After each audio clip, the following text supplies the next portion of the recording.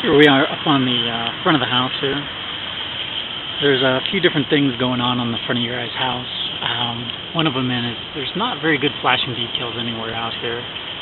You can kind of see up in this area here the blocks stick out, and I think what's going on is water's running down behind the blocks.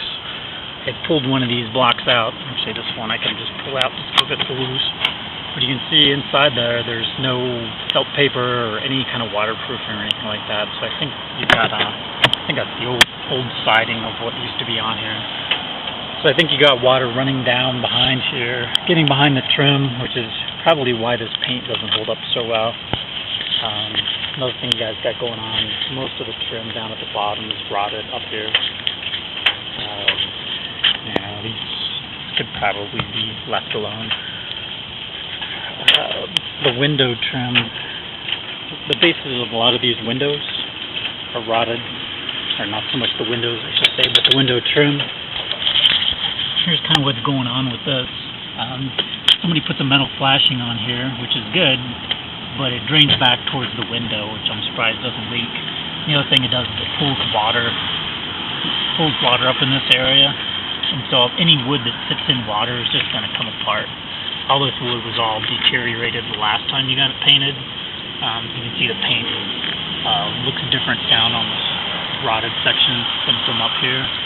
So the last go round they didn't fix it, and I'm not sure what to do about it because like this flashing slopes back in here, so it's causing this to rot. These guys could really go to town on this, but I'm guessing that's not in the budget for right now. So what I'm going to suggest we do is probably change out as much of the trim that's rotted so that the paint isn't holding on it.